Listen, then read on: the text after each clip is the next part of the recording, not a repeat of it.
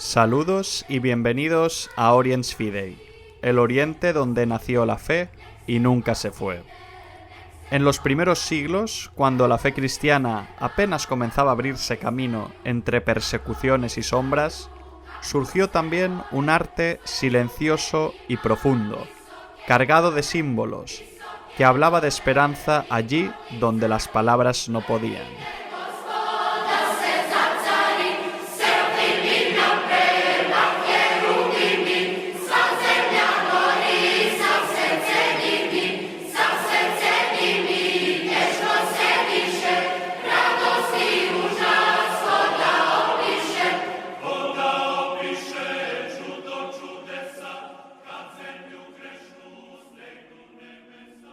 Cuando pensamos en el cristianismo de los primeros siglos, solemos imaginar comunidades perseguidas, reunidas en secreto, más preocupadas por sobrevivir que por crear arte. Y sin embargo, incluso en ese contexto nació un lenguaje visual propio. Un arte discreto, simbólico y profundamente cargado de significado. Para entenderlo, primero debemos preguntarnos ¿qué es realmente el arte paleocristiano? El llamado arte cristiano primitivo o arte paleocristiano designa las primeras manifestaciones artísticas vinculadas al cristianismo, desde sus orígenes hasta comienzos del siglo IV, es decir, hasta el edicto que promulga el emperador Constantino el año 313. No se trata todavía del gran arte cristiano monumental que vendrá más adelante, sino de una etapa inicial, modesta y muchas veces casi invisible. Sus primeras expresiones surgieron en los mismos lugares donde nació y se expandió el cristianismo de los primeros siglos, en Palestina y en Siria. Por ello, su primer trasfondo cultural fue inevitablemente el judaísmo y sus tradiciones bíblicas.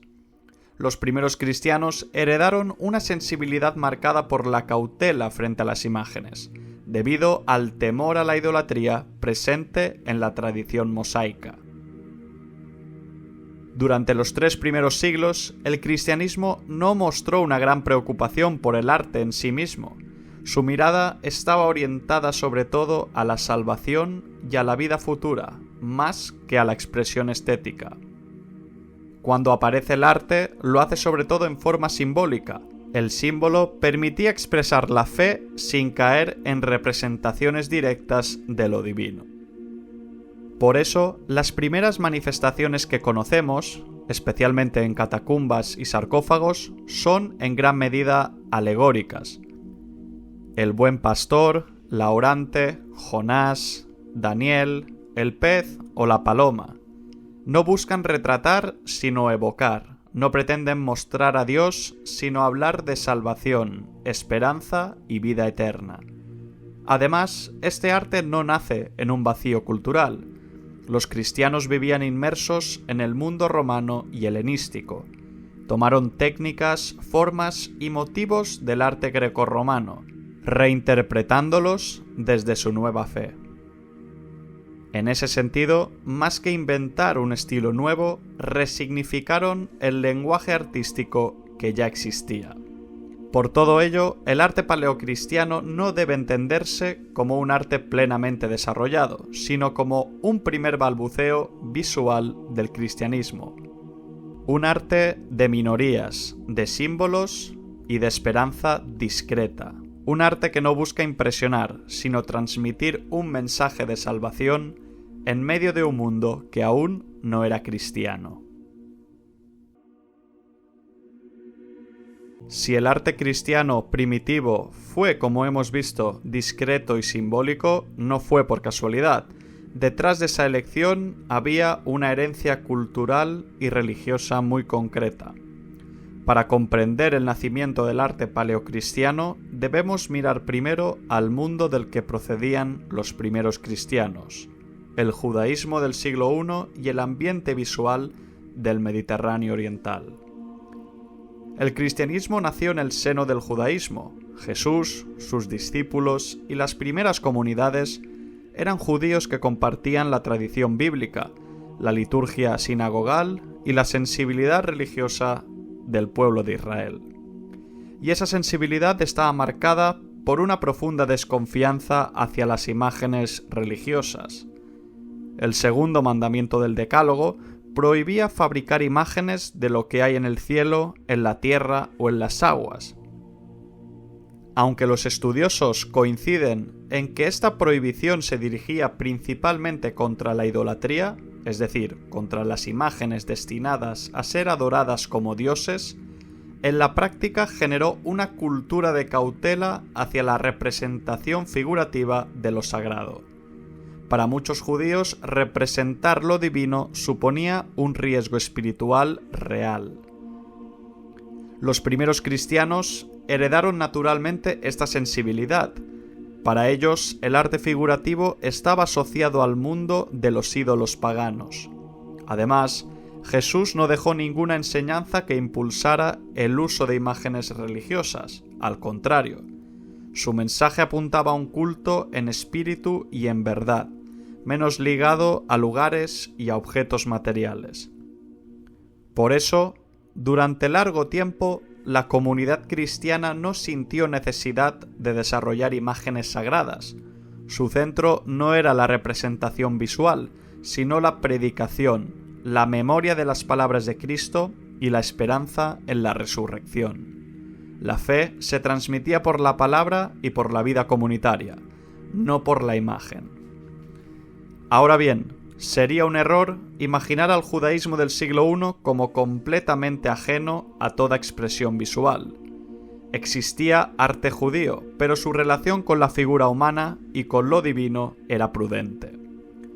La Biblia misma menciona artesanos inspirados por Dios para la construcción del Arca de la Alianza, lo que muestra que la creatividad artística no era rechazada en sí misma. El problema no era el arte, sino el uso idolátrico de las imágenes. De hecho, en comunidades judías de la diáspora, más expuestas al mundo helenístico, comenzó a desarrollarse cierto arte figurativo. El ejemplo más conocido es Dura Europos, en la actual Siria, donde se han hallado pinturas en una sinagoga con escenas bíblicas. Allí se observa cómo el contacto con la cultura grecorromana suavizó algunas reservas iconográficas. Este dato es clave. Los primeros cristianos no vivían aislados, sino inmersos en el Imperio Romano. Compartían ciudades, lenguas y costumbres con paganos y judíos helenizados. El Mediterráneo del siglo I era un mundo visualmente riquísimo. Estatuas, frescos, mosaicos, relieves. El arte formaba parte de la vida pública y privada. Las grandes ciudades del entorno mediterráneo eran centros difusores de cultura helenística. Alejandría, por ejemplo, destacaba por sus artes ornamentales y por su tradición de retrato, especialmente en el Fayum. Esos retratos a la encáustica influirían más tarde en la tradición iconográfica cristiana. También, en otras regiones del Oriente Romano se desarrollaron estilos menos naturalistas y más espirituales. Algunas obras procedentes de Palmira muestran rostros de ojos grandes, mirada fija y expresión serena, más preocupados por transmitir una presencia espiritual que por el realismo físico. Este tipo de sensibilidad visual influyó en el nuevo modo de ver de los artistas cristianos. Así pues, los primeros cristianos se encontraban entre dos polos. Por un lado, la tradición judía cautelosa frente a las imágenes. Por otro, un mundo grecorromano saturado de representaciones figurativas. El arte paleocristiano nacerá precisamente en la tensión entre ambos.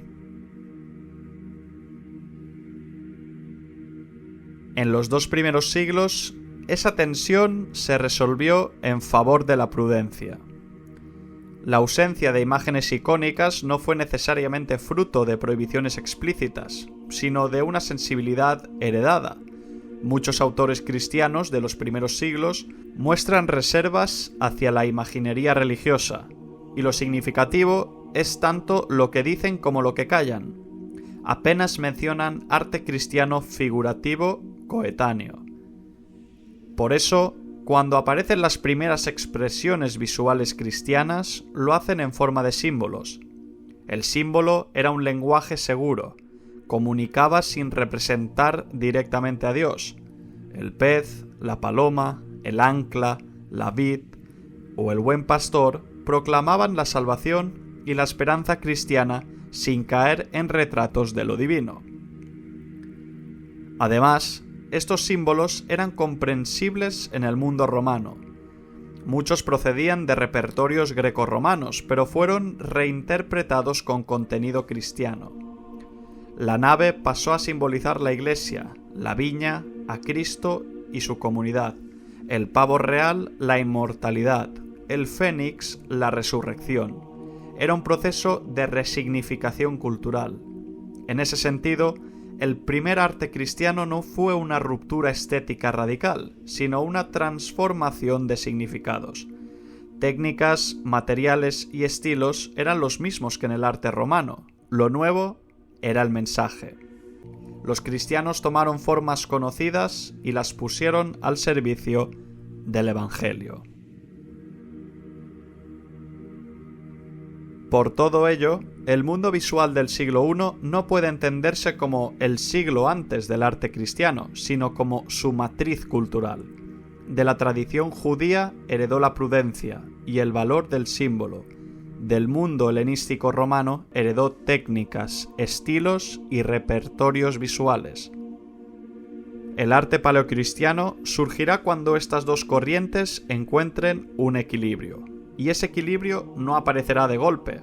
Será el resultado de un proceso lento, en el que el símbolo irá dando paso poco a poco a la figura, y la figura, con el tiempo, al icono. Pero en los primeros siglos el cristianismo aún habla en voz baja. También en el arte. Su lenguaje visual es discreto, indirecto y casi susurrando. Y quizá precisamente por eso resulta tan elocuente, porque revela una fe que aún no domina el mundo, pero que ya está aprendiendo a expresarse en él. Si los primeros cristianos heredaron la cautela judía hacia las imágenes y vivían en un mundo pagano saturado de representaciones figurativas, surge una pregunta natural. ¿Por qué entonces aparece un arte cristiano? ¿Qué llevó a esas comunidades, en principio prudentes con lo visual, a comenzar a expresarse también mediante las imágenes? La respuesta no está en un deseo estético, sino en necesidades espirituales y comunitarias. El arte cristiano primitivo no nace para decorar, sino para comunicar.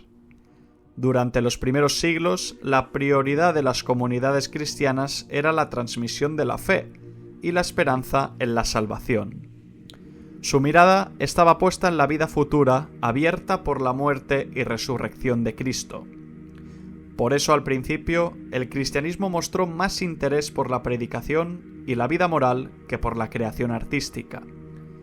Sin embargo, a medida que las comunidades crecieron y se consolidaron, surgió la necesidad de expresar visualmente aquello en que se creía.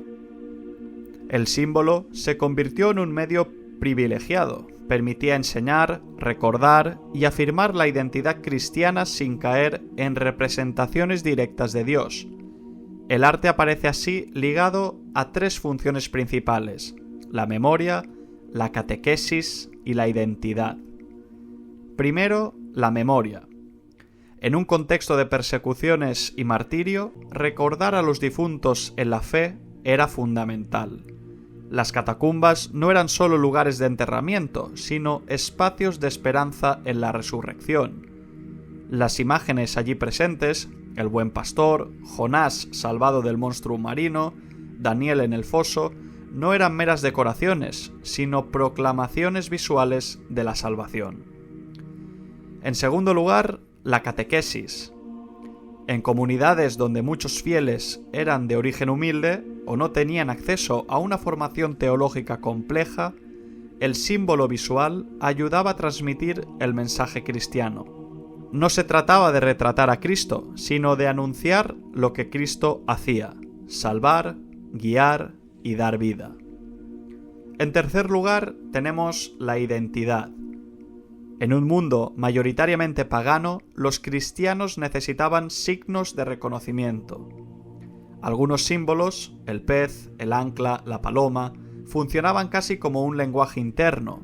Permitían identificarse sin exponerse abiertamente. Además, el cristianismo era una religión misionera. Debían hablar en categorías comprensibles para el mundo romano.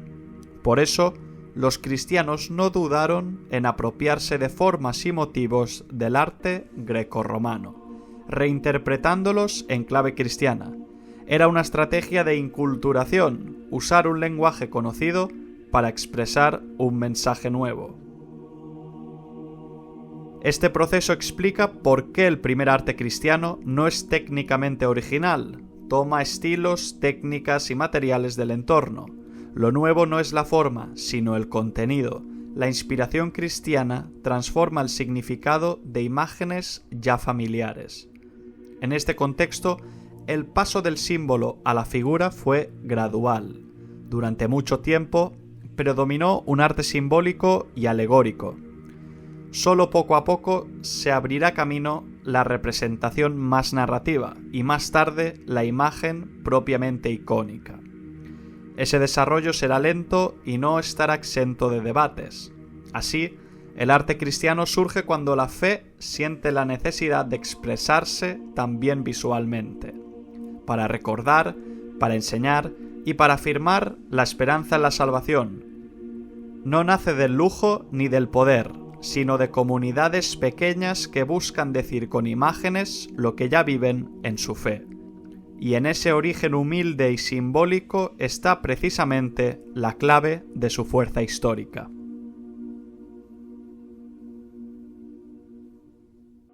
Para entender el arte cristiano primitivo en sus orígenes más auténticos, debemos mirar hacia Oriente. El cristianismo nació y se difundió primero en Palestina, en Siria, en Egipto y en Asia Menor. Allí se formaron las primeras comunidades y allí aparecieron también las primeras expresiones visuales de la nueva fe. Por eso, aunque Roma será más tarde un gran centro del arte cristiano, el impulso inicial pertenece al ámbito oriental, y ese origen condiciona profundamente sus formas y su lenguaje. La primera característica del arte cristiano primitivo en Oriente es su fuerte carga simbólica. Las imágenes no buscan retratar, sino evocar.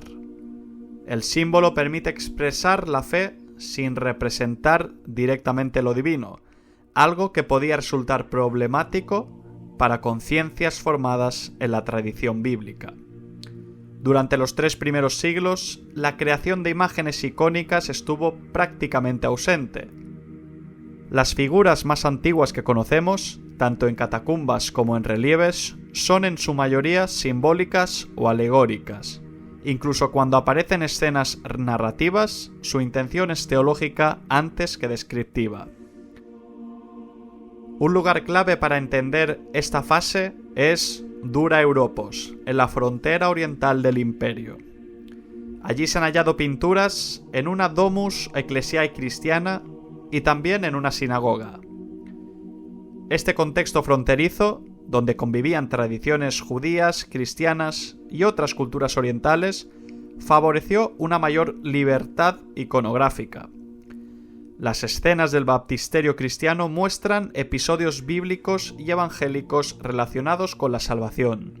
Sin embargo, su estilo es sencillo y rudimentario, más valioso para el arqueólogo que para el historiador del arte. Aún así, constituyen las únicas pinturas cristianas conservadas en un edificio de superficie anterior al siglo IV. Dura Europos es en cierto modo una excepción que confirma la regla. Su situación en la frontera del helenismo judeocristiano permitió una relajación temprana de las reservas hacia la imagen. Otra característica del ámbito oriental es la influencia de estilos no naturalistas.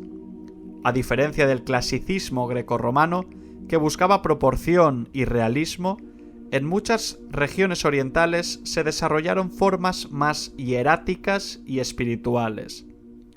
Algunas obras procedentes de Palmira muestran rostros de ojos grandes, mirada frontal y expresión serena. No buscan belleza corporal, sino transmitir presencia espiritual. Este modo de ver influyó en la sensibilidad de los artistas cristianos. En este contexto, el arte cristiano no nace como una ruptura estética, sino como una reinterpretación. Los cristianos toman técnicas y formas del arte ambiental, pero les dan un significado nuevo. No crean un estilo propio desde cero, resignifican lo existente. De hecho, el arte cristiano primitivo depende en gran medida de las formas tardías del arte romano. Los artistas cristianos no podían sustraerse al mundo cultural en el que vivían. Lo original no está en la técnica, sino en la inspiración cristiana. En cuanto a los soportes, también en Oriente predominan las formas bidimensionales. El rechazo instintivo de la escultura, asociada al culto pagano, favoreció el desarrollo de la pintura mural y de los relieves. En los sarcófagos aparecen figuras como el Buen Pastor, la Orante o escenas de salvación veterotestamentaria, combinadas a veces con motivos comprensibles en el mundo pagano. Todo ello revela que el arte cristiano oriental de los primeros siglos es ante todo un arte de mensaje. Su finalidad no es estética sino espiritual. Busca afirmar la salvación, la oración y la esperanza en la vida futura. Su evolución puede entenderse como un paso gradual, de lo ornamental y simbólico a lo figurativo y narrativo. Solo más tarde, ya en el siglo IV, aparecerá la imagen icónica propiamente dicha. Hasta entonces domina un arte austero, coherente con una sensibilidad religiosa de larga inspiración judaica. Este desarrollo refleja la situación de la Iglesia en Oriente, comunidades pequeñas, a veces perseguidas, que expresan su fe con prudencia, pero también con creatividad. Sus imágenes no buscan imponerse, sino hablar a los creyentes. Y precisamente en ese arte sobrio y simbólico se están poniendo las bases de lo que siglos después será el gran arte cristiano bizantino. El lenguaje visual del cristianismo no nace en los palacios imperiales, sino en estos primeros espacios humildes en el Mediterráneo oriental, donde la fe comenzó a buscar formas visibles para expresar lo invisible. Si el arte cristiano primitivo fue, durante mucho tiempo, simbólico y discreto, no se debió solo a circunstancias externas. También existió un debate interno dentro del propio cristianismo sobre el uso de las imágenes. No fue una polémica organizada como las controversias posteriores, pero sí una tensión real en la sensibilidad de la Iglesia naciente. Los primeros líderes cristianos heredaron una tradición profundamente marcada por la cautela hacia las imágenes religiosas. Para muchos de ellos, el riesgo de confundir la fe cristiana con las prácticas idolátricas del mundo pagano era demasiado grande. En un imperio lleno de estatuas de dioses, emperadores divinizados y cultos mistéricos, la imagen religiosa estaba estrechamente asociada al culto idolátrico. Por eso, varios autores cristianos de los siglos II y III muestran reservas claras hacia la imaginería. Taciano, Ireneo, Tertuliano, Clemente de Alejandría u Orígenes escriben en un contexto donde la fe cristiana debía distinguirse nítidamente del paganismo. Para muchos de ellos, la verdadera imagen de Dios no era una obra material, sino Cristo mismo y el hombre transformado por la gracia. En este sentido, la ausencia de imágenes no siempre se expresa en prohibiciones explícitas, sino en silencios significativos. Los textos patrísticos hablan abundantemente de doctrina, moral o liturgia, pero apenas mencionan imágenes cristianas figurativas. Este argumento del silencio ha sido considerado por varios estudiosos como un indicio de que el arte icónico no formaba parte de la vida cristiana temprana. Clemente de Alejandría, por ejemplo, al recordar el segundo precepto del Decálogo, advierte contra las representaciones que pudieran conducir al engaño religioso. Desde una mentalidad influida también por el pensamiento filosófico griego, la mímesis artística podía considerarse una ilusión que alejaba de la verdad espiritual. Ahora bien, esta reserva no debe interpretarse como una hostilidad absoluta hacia toda forma de arte. Más bien parece tratarse de una repugnancia hacia los iconos entendidos como objetos de veneración.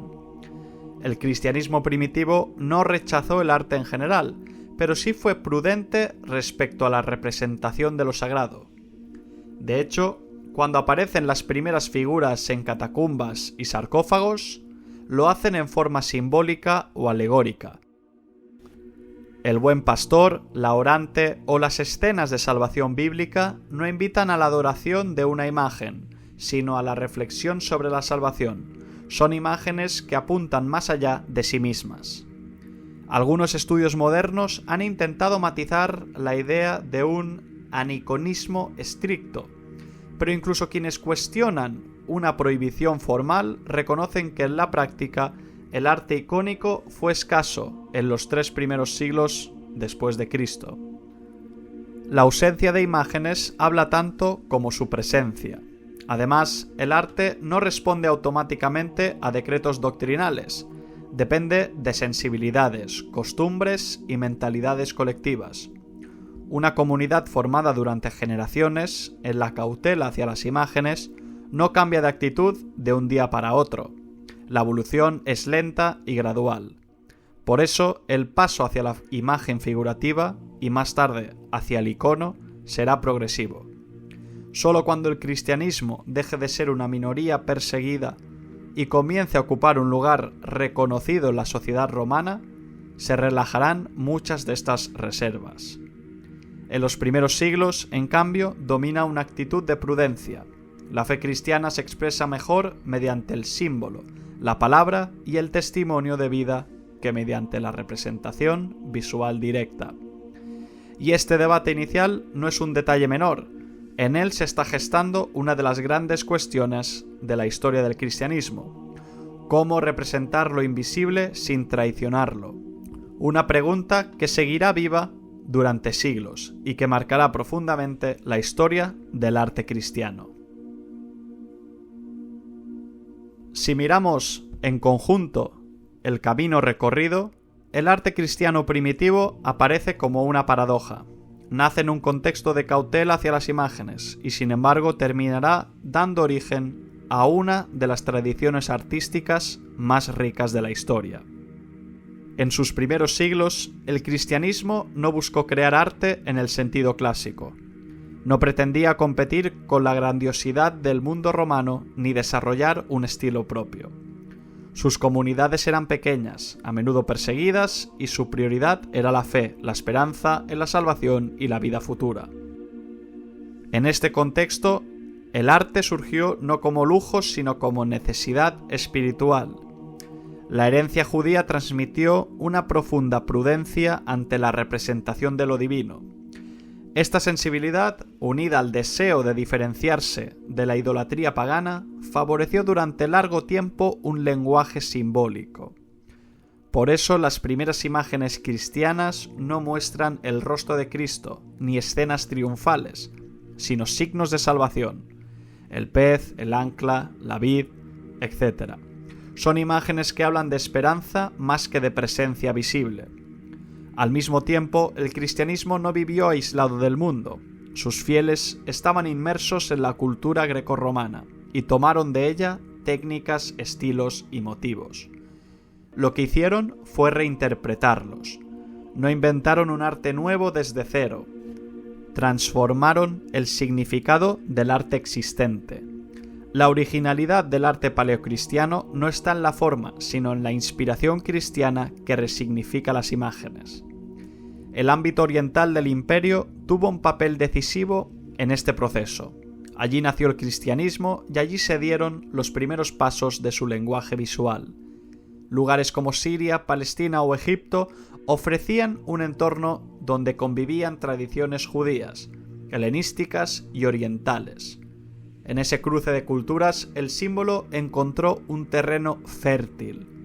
Incluso casos excepcionales como Dura Europos muestran cómo, en contextos fronterizos, la representación figurativa comenzó a abrirse camino de forma prudente. También los debates sobre las imágenes revelan que la cuestión no era simple. Muchos padres de la Iglesia mostraron reservas hacia la imaginería religiosa, no por desprecio al arte, sino por temor a la idolatría y a la confusión doctrinal. La ausencia de iconos en los primeros siglos no fue casual, sino coherente con una sensibilidad heredada y con la situación de la Iglesia. Y sin embargo, poco a poco, el símbolo dio paso a la figura, y la figura, con el tiempo, al icono. La evolución fue lenta, de un arte ornamental y simbólico a uno figurativo y narrativo. Y finalmente a la imagen icónica propiamente dicha. No fue una ruptura brusca, sino un proceso gradual de maduración. Por eso, el legado del arte paleocristiano no se mide por su espectacularidad, sino por su profundidad histórica. En sus formas sencillas ya se están gestando los fundamentos del arte bizantino y del gran arte cristiano posterior. Allí nace la idea de que la imagen puede ser portadora de un mensaje teológico. El arte cristiano no comenzó en palacios imperiales ni en grandes basílicas, sino en catacumbas, en sarcófagos humildes, en comunidades que aún hablaban en voz baja. Su lenguaje era discreto, pero su mensaje poderoso. Porque en el fondo, el arte paleocristiano no intentaba mostrar a Dios, sino anunciar la salvación. Y en esa intención, más que en la perfección técnica, reside su verdadero valor histórico.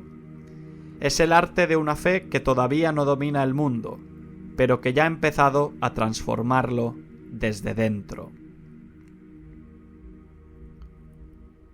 Así concluimos el tema de hoy. Les invito a dejar sus sugerencias, propuestas y comentarios para enriquecer el contenido sobre la cristiandad oriental y sus tradiciones, cuna del cristianismo y hogar de los creyentes en Cristo desde la revelación.